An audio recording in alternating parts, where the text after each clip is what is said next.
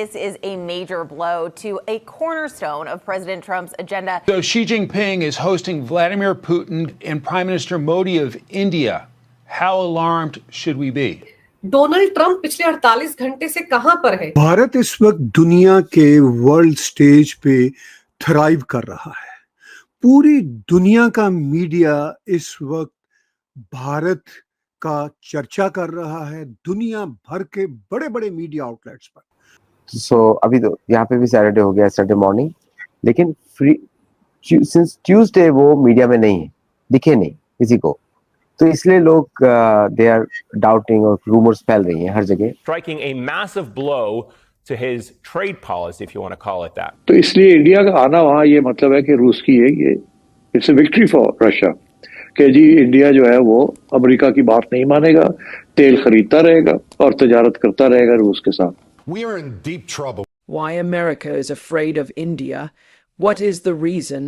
Let me tell you something right now. मगर इसी तरीके के साथ रशिया और चाइना और इंडिया का जो RIC है, वहां भी कोशिश है इनकी कि वहां भी ये तीनों इकट्ठे हो जाएं। Remains closed for now, and 30 carriers in over 30 countries have suspended some of their shipments into the United States. America is afraid of India because India is rewriting the rules of the entire global game. नमस्ते दोस्तों, जय Hind. Hindustan special में आपका स्वागत है दोस्तों। Prime minister Narendra Modi 2 दिवसीय चीन के दौरे पर हैं। यहाँ वह SCO मीटिंग में हिस्सा लेने के लिए पहुंचे हैं। इस दौरान प्राइम मिनिस्टर मोदी की मुलाकात चीन के राष्ट्रपति शी जिनपिंग से हुई।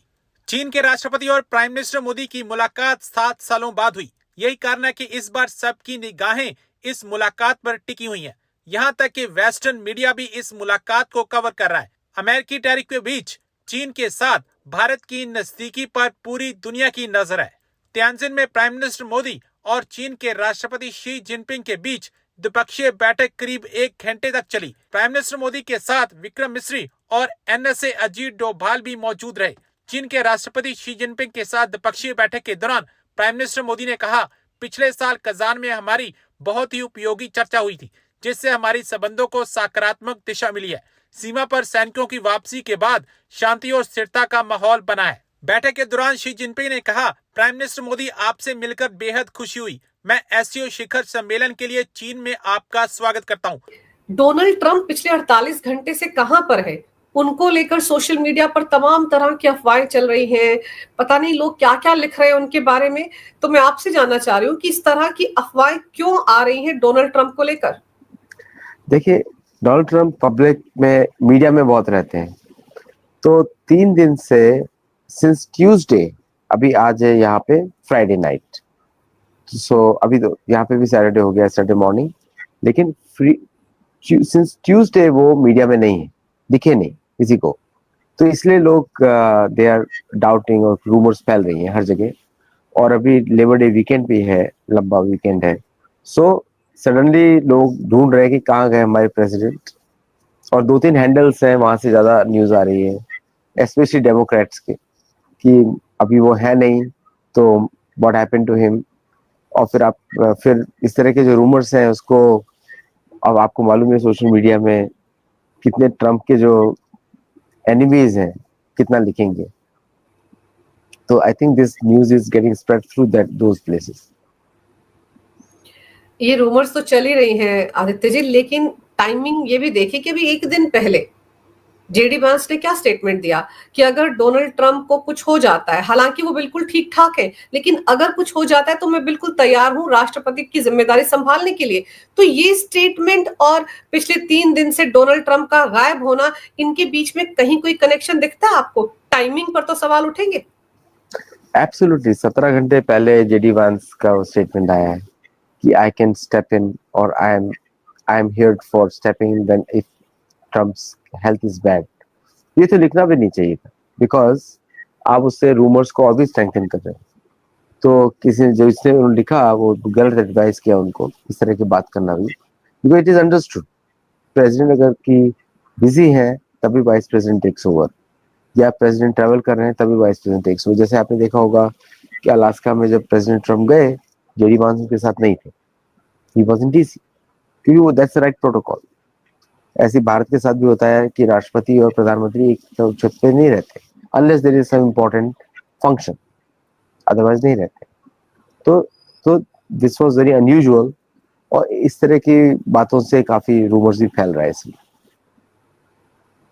काफी रूमर्स भी फैल रहे हैं, और आपको याद होगा करीब 1.5-3 हफ्ते पहले भी डोनाल्ड ट्रंप के हेल्थ इश्यूज को लेकर बहुत कुछ कहा गया था कि उनके हाथ पर कुछ निशान देखे गए वगैरह वगैरह, और फिर तब भी बहुत सारे रूमर्स आए थे।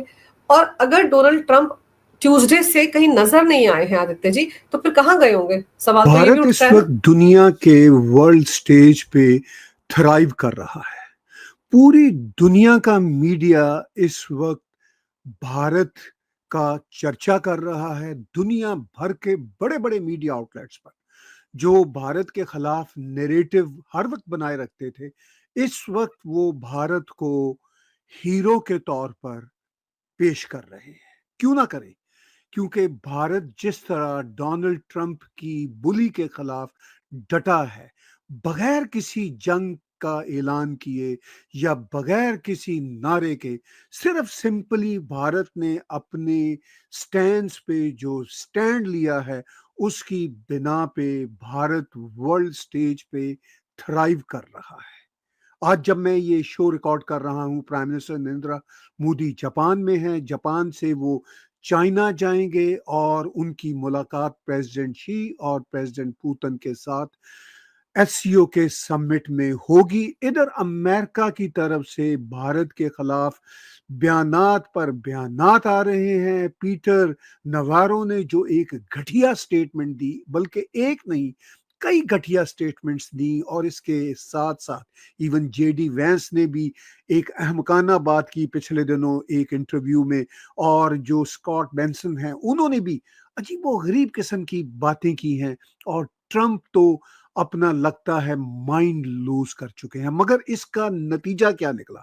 इसका नतीजा ये निकला कि भगवान ने, कुदरत ने भारत को एक अपॉर्चुनिटी दी कि भारत इस वक्त वर्ल्ड स्टेज पे थराइव कर रहा है। अपरेंटली ये है कि भारत को इस वक्त 50% टैरिफ्स का भी अमेरिका की तरफ से सामना है। उस पर भी बहुत सारी कमेंट्री हो रही है।